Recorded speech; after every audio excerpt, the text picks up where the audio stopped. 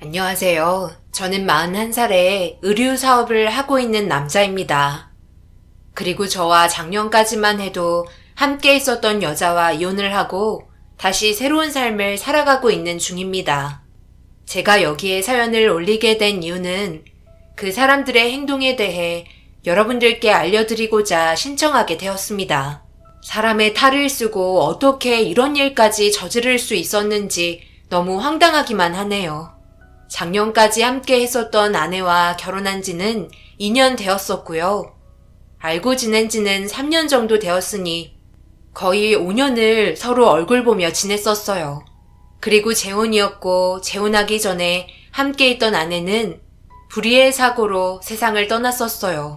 저와 작별한 아내 이후 2번 다시 새로운 사람이 앞에 나타나지 않을 거라 생각했지만 그 누구도 미래를 알 수 없기에 저 또한 재혼을 하게 될 거라고는 전혀 생각하지 못했었네요. 그런데 2번의 실패는 없을 것 같았던 인생은 오래가지도 못하고 막을 내렸습니다.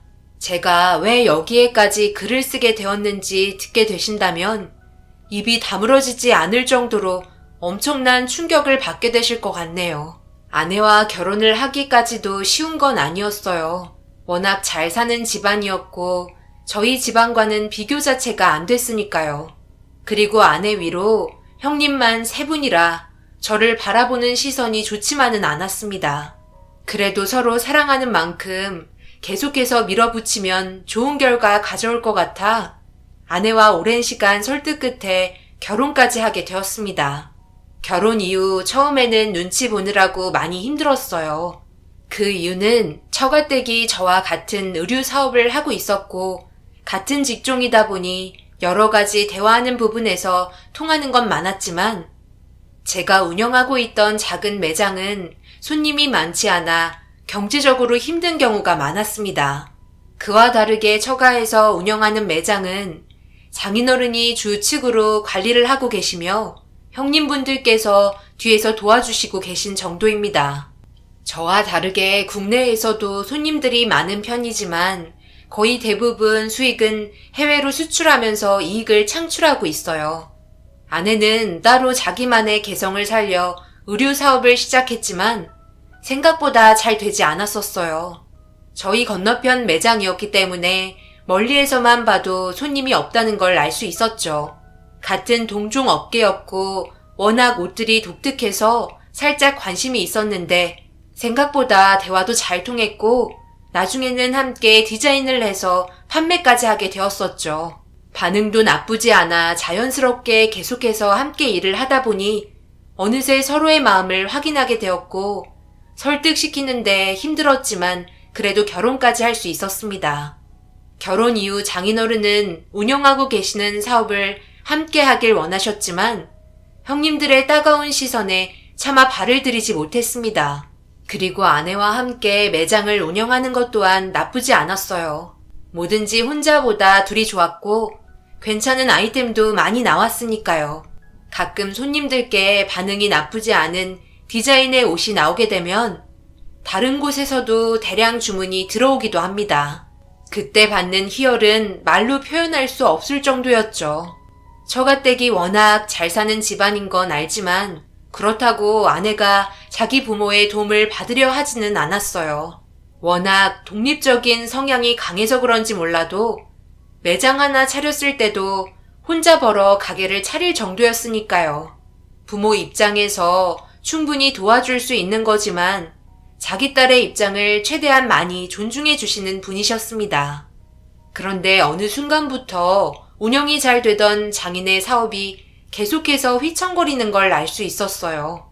장인과 형님들이 만든 옷이 해외에서 점점 인기가 떨어졌고 주문량 또한 눈에 띄게 줄어드는 걸 알 수 있었습니다. 모든 소식은 아내를 통해서 듣게 되었었죠. 결국 그동안 힘들게 쌓아왔던 사업이 위태로워지면서 긴급 회의가 열릴 정도였습니다. 옆에서 쓰러져 가고 있는 사업을 지켜보고 있는 저 또한 침이 마르는데 장인 같으면 속이 타들어갈 정도로 힘들었겠죠. 그래도 침착하게 이끌어가는 모습이 존경스러웠어요. 계속해서 새로운 옷들을 내놓고 있긴 한데 적자가 심한 편인가 봐. 다른 곳에서도 대량으로 주문이 들어오지 않아서 더 힘들어진 것 같아. 지속적으로 계약하고 있는 곳도 더 이상은 볼 게 없을 것 같다며 다른 의류업체랑 계약한 것 같던데. 아빠가 나랑 당신이 함께 도와줬으면 한다는데 이 점에 대해서 어떻게 생각해? 우리가 도움이 되어줄 수 있을까? 우리가 도움이 되겠어? 해외를 겨냥한 디자인이 어떤 건지도 모르는데 유행을 어떻게 따라가? 쉽지 않을 거야. 그리고 형님들이 있는데 내가 그 밑으로 들어가는 것도 눈치 보이고 자유롭게 표현하는 것도 제한적일 것 같아. 장인어른 밑으로 들어가는 건 맞지 않다고 생각해. 충분히 지금 잘하고 있으니 당신도 우리 매장 일에 신경 써주면 좋겠어. 내가 언제 소홀히 한 적 있었어? 그냥 오는 기회도 아니고 이참에 당신 인정받을 수 있을 텐데 우리 오빠들 생각하지 말고 한번 해보는 게 좋을 것 같아. 당신이 도와줘서 괜찮은 반응이 온다면 얼마나 좋아하시겠어? 안 그래? 아내의 말에 해보고 싶었지만 형님들이 저를 워낙 싫어하던 모습이 생각나 섣불리 하겠다고 말을 하지 못했었습니다.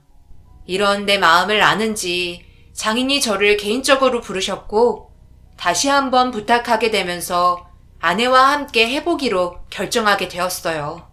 아내와 사전 조사를 한 뒤 몇 날 며칠 밤을 새우며 두 번의 기회는 없을 거라 생각해 열심히 준비했었습니다. 그렇게 저희가 디자인한 샘플 옷이 나오게 되었고 장인과 따로 만나 옷을 보여준 뒤 설명을 하는데 이리저리 옷을 바라보시더니 생각하지 못한 디자인의 옷이 나와 상당히 마음에 들어 하셨어요. 혼자 한 게 아닌 아내와 함께 이뤄낸 성과여서 기분이 좋았고 본격적으로 옷을 만들어 처음으로 해외에 도전한 결과 너무 괜찮은 반응이 와서 놀라고 말았습니다. 여러 업체에서 대량으로 주문하겠다는 전화에 회사는 정신 없어졌고 그런 모습을 보고 있으니 저 또한 좀 더 넓은 곳에서 일을 하고 싶은 마음이 들었어요. 그런데 이런 상황을 당연히 알게 된 형님들께서 저를 따로 불렀고 한 소리 하셨습니다. 자네가 이번에 얻어 걸려 한 건 했다고 하지만 이번 건으로 우리와 함께 일하려고 생각하지 않았으면 좋겠는데 벌써 우리 아버지와 함께 계약서를 썼다거나 따로 만나 추가적인 계획을 한 건 아니겠지? 여기까지는 봐줄 수 있지만 더 이상 선을 넘어온다면 우리 또한 가만히 있지 않을 거야. 그러니 이번 일만 끝내고 발 빼도록 해. 알겠어? 형님, 정말 너무하시네요.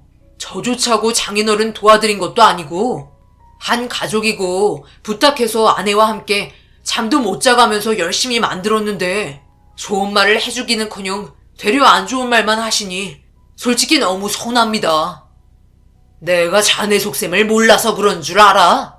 분명히 우리를 내치고 네가 이 자리를 꿰차려고 그런 거 아니야. 큰형님은 제가 생각했던 것보다 심각한 반응을 보여주면서 안 좋은 분위기를 조성했어요. 전혀 나쁜 생각을 가지고 장인의 부탁을 들어준 것도 아닌데 당황스러울 정도로 예민하게 나오시니 아무 말도 못하겠더라고요. 저는 형님들처럼 전문 지식이 있는 것도 아니었고 그저 옷이 좋아서 시작하게 된 사업이었는데 그런 저를 경계하고 있다는 게 어이없었습니다. 집에서 저를 기다리고 있었던 아내가 무슨 대화를 했는지 물어보았지만 차마 형님이 저에게 안 좋은 말을 했었다는 걸 말할 수는 없었어요. 가족의 분열을 일으키고 싶지 않았고 시간이 지나면 그래도 받아줄 거라 생각했었습니다. 장인은 다음 상품의 디자인 또한 부탁했고 아내도 좋은 기회인 만큼 두 번째도 열심히 준비하자고 했지만 더 이상은 할 수 없을 것 같다고 얘기했어요. 표정이 좋지 않았던 모습을 지켜보던 아내가 결국 화가 났는지 저에게 말도 안 하고 처갓댁에 찾아가 난리를 치게 되었고 장인과 같이 살고 있던 큰형님과 한바탕 하면서 일은 걷잡을 수 없을 정도로 점점 더 커지게 되었습니다. 큰형님은 오로지 장인의 뒤를 이어나가려고 결혼도 하지 않은 상태였어요. 정말 너무하신 거 아니세요?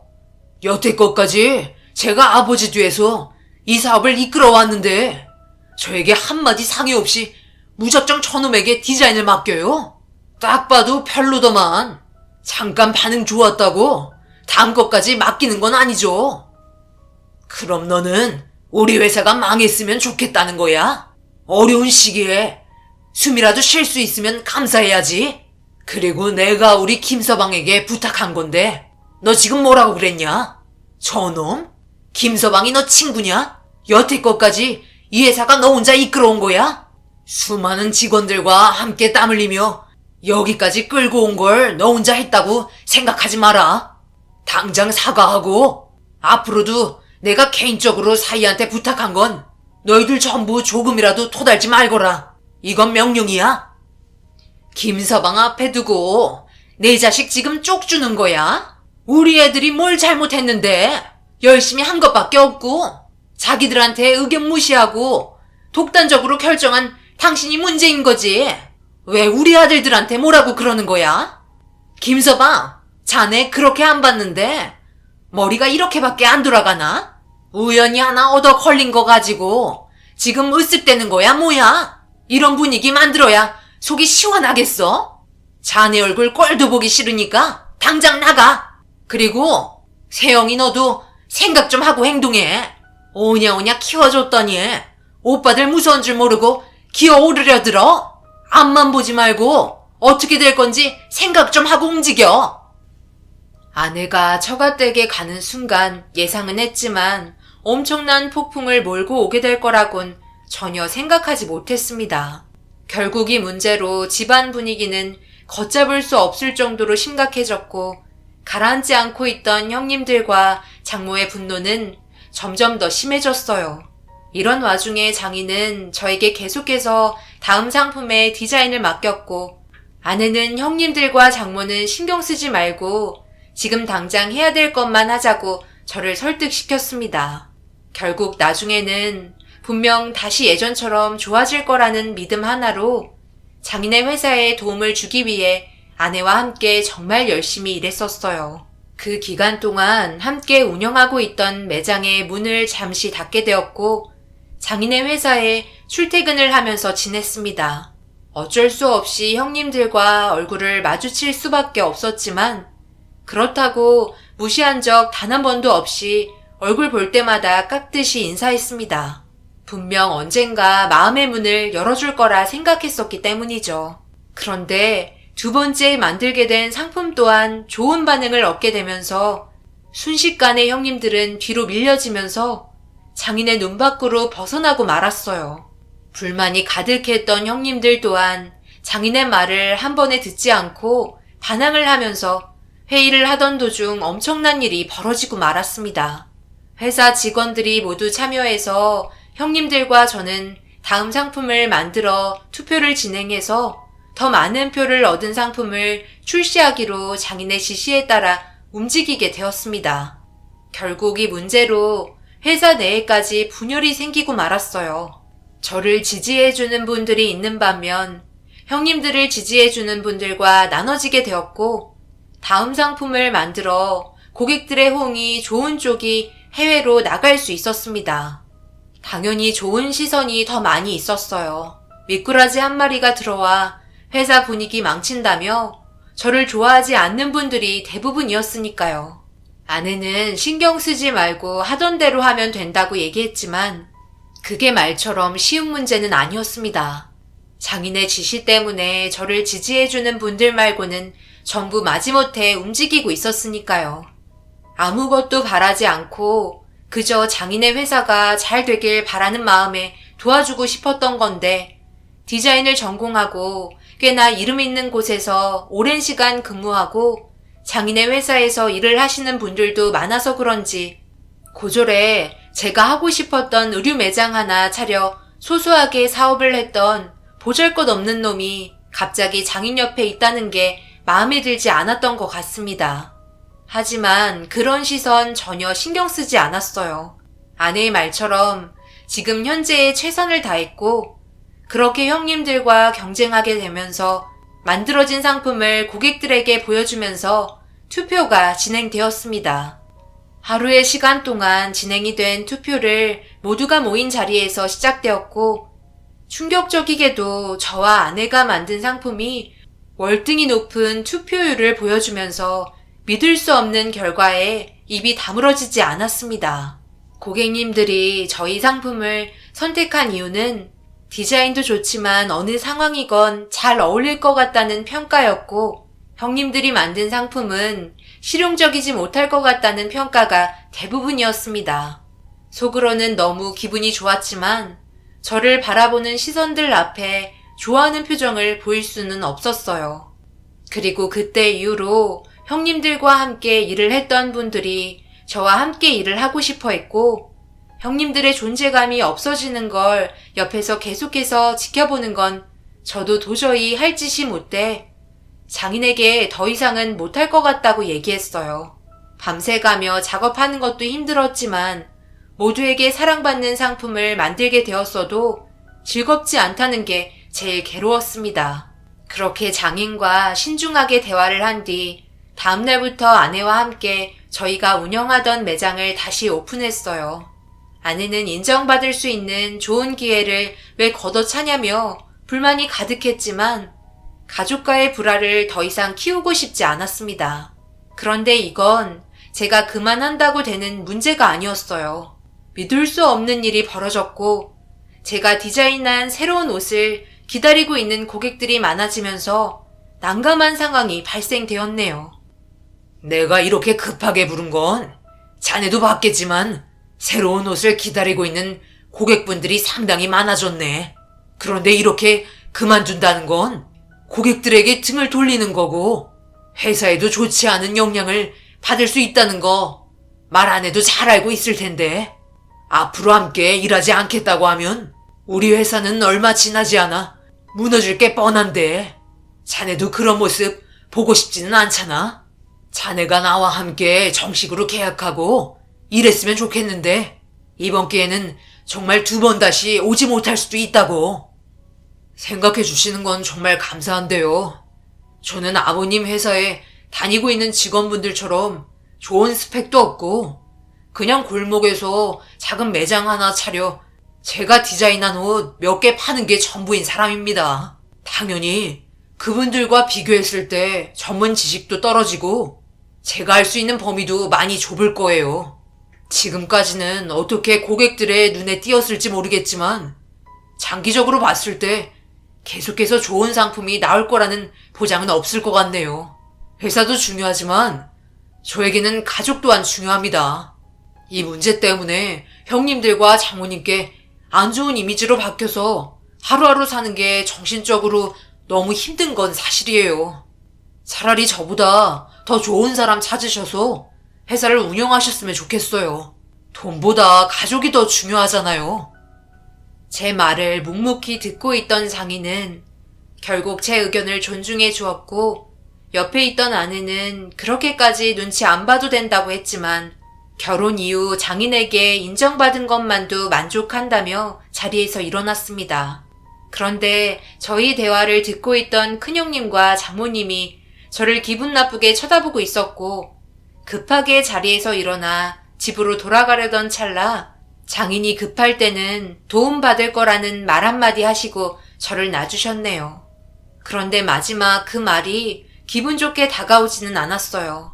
그리고 장인의 한마디에 제 인생은 순식간에 바뀌게 되었고 하루하루 살아가는 게 너무나도 힘이 들었습니다. 열심히 살고 있던 어느 날 평소처럼 매장 문을 닫고 집에 들어가려고 하는데 장인이 매장에 찾아오셨어요. 그리고 아내와 함께 만든 옷을 살펴보고 있던 도중 저에게 마지막 한 번만 더 해보지 않겠냐는 제안을 하셨고 저와 아내가 만든 제품 이외에는 매출이 거의 나오고 있지 않아 회사가 힘들다며 어렵게 말을 꺼낸 만큼 거절하지 않았으면 좋겠다는 장인의 말에 난감한 표정을 보이자 아내가 대신 그렇게 하겠다면서 정식으로 회사에 소속시켜 달라는 조건을 내밀었습니다. 아내에게 그렇게 하고 싶지 않다고 얘기했지만 제 의견은 무시한 채 아내와 장인의 결정으로 끝이 나게 되었어요.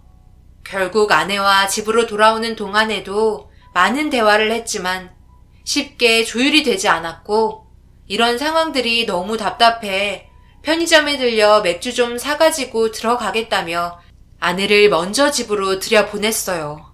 그렇게 맥주와 안주거리 사서 집으로 들어가고 있는데 거의 도착했을 시점에 갑자기 뒤에서 차로 들이받았고 그 충격으로 인해 정신을 잃게 되었습니다. 얼마의 시간이 흘러버린 건지 모르는 상태에서 눈을 떴을 때는 온몸이 고통스러울 정도로 힘들었어요. 그리고 제 옆에는 의사가 몸 상태를 확인하고 있었습니다. 제가 눈을 뜨자 저를 바라보고 있던 의사가 밖으로 나갔고 누군가와 대화하는 목소리가 들렸습니다. 어디서 많이 들어본 목소리들이 들리길래 귀를 기울이니 장모가 의사와 대화를 나누고 있었네요. 다행히도 크게 다친 곳은 없습니다. 한쪽 다리가 골절된 것 말고는 다른 곳은 전혀 문제가 없네요. 긴급 처방은 했지만 그래도 골절됐으니 병원에서 수술 받는 게 장애를 남기지 않을 텐데요. 여기에 오래 있으면 문제가 생길 수도 있습니다. 그 정도는 저도 잘 알고 있어요. 수고하셨어요. 문제 있으면 나중에 다시 연락할 테니 오늘은 이만 들어가세요. 어머니, 어떡하면 좋죠? 저도 모르게 그만 화가 너무 치밀어 올라 술 기운에 이런 일을 저질러 버렸네요. 내가 브레이크 잡으라고 했지. 그냥 위험만 주라고 얘기하니까 왜 감정을 제어 못해서 일을 이렇게까지 만들어? 지금 세영이가 나한테 전화 와서는 자기 남편 없어졌다고 난리를 치고 있는데 이제 어쩔 거야? 네가 이런 사고를 냈다는 걸 알게 된다면 분명 가만히 있지 않을 거라고. 너희들 자리 뺏길지도 몰라. 그냥 여기에 가둬두는 게 제일 좋을 것 같다. 당분간 내가 옆에서 지켜보고 있다가 천천히 설명한 뒤에 이혼을 하던 뭘 하던 우리 집안과 인연 끊게 만들 거니까 그때까지 너는 표정관리 잘하고 정신 똑바로 차려. 알겠니? 제발 술 먹고 운전 좀 하지 말라고. 너 술 먹은 거 미리 알았다면 그런 말 하지도 않았을 텐데. 전부 내 잘못이다. 나도 저놈이 솔직히 없어졌으면 좋겠다고 생각했었어. 장모와 큰형님의 말에 너무나 충격을 받았고 일부러 뒤에서 차로 받쳤다는 사실이 도저히 믿기지 않았습니다. 세영이가 찾고 있다는 말에 비명을 지르자 살짝 문을 열고 고개를 내밀더니 장모와 눈이 마주쳤고 조심스럽게 형님과 함께 들어왔어요. 장모에게 제가 누워있는 곳이 어디냐고 물어보자 자기 집이라며 지하실이라고 얘기하면서 어떻게 돌아가고 있는 상황인지 설명하더니 계속해서 저를 설득시키려 하고 있었어요. 경찰에는 신고하지 말라며 불안해하는 장모의 목소리가 제 귀에 들려왔고 알겠다며 침착하게 상황을 모면하려고 하자 큰형님이 갑자기 사람 마음 바뀔 수도 있다며 풀어주지 말자고 장모의 손을 잡고 갑자기 밖으로 나갔습니다. 살려달라고 부르짖었지만 더 이상 제가 하는 말은 들으려 하지 않았어요. 그런데 한참이 지나고 얼마의 시간이 흘렀는지 알 수 없을 때 큰형님이 제가 누워있는 곳으로 들어왔고 어이없는 말을 늘어놓더니 말도 안 되는 제안을 했네요. 네가 여기에서 빠져나가려면 다음 상품 디자인을 만들어줬으면 하는데 네가 이렇게 됐으니 회사에 출근하지 못할 거 아니야. 그래서 내가 대신 너가 만든 디자인을 가지고 회사에 갈 테니까 여기에 있으면서 디자인 좀 만들어봐. 형님 지금 정신 나가셨어요? 제 몸 상태가 어떤지 알고 있으면서 병원에 데려가 싹싹 빌어도 모자랄 판에 여기에서 디자인을 만들라고요? 이렇게 나오는데 형님이 말하는 대로 할 것 같아요? 여기에서 나간 순간 콩밥 드실 준비하세요.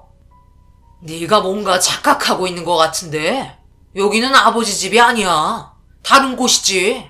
그냥 너를 안심시켜주기 위해 그런 말을 했던 것 뿐이지. 이곳은 나와 어머니만 알고 있는 비밀 공간이라고. 어차피 여기에는 경보장치까지 있어서 나가려고 시도해봤자 소용없어. 밖에는 경비까지 세워놨거든. 고집 부리다가 여기에서 생을 마감하던지 아니면 내가 말한 대로 새롭게 디자인된 상품을 만들어 내놓던지 알아서 해라. 너 그다리 하루라도 빨리 수술 받아야 되는 거 알지? 평생 장애 가지고 싶으면 너 마음대로 해. 하지만 지금도 밖에서 너를 하루 종일 찾고 있는 내 동생도 생각해줬으면 좋겠네.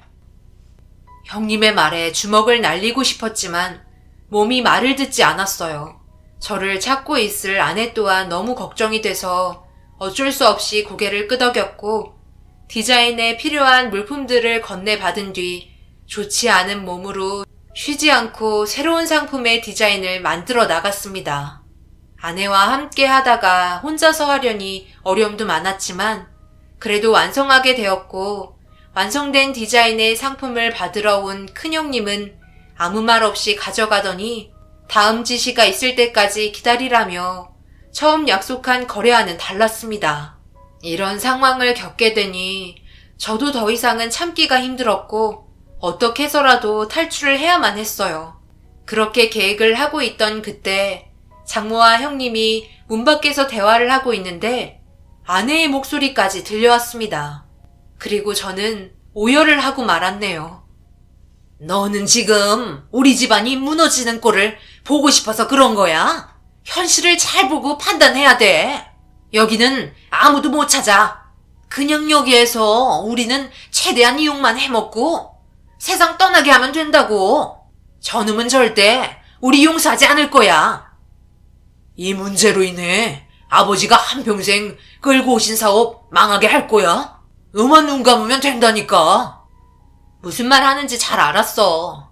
나도 이런 상황 알게 됐을 때 너무 충격받았지만 우리 가족이 우선인 거 잘 알고 있다고. 그래도 좋게 말하면 눈 감아주지 않을까?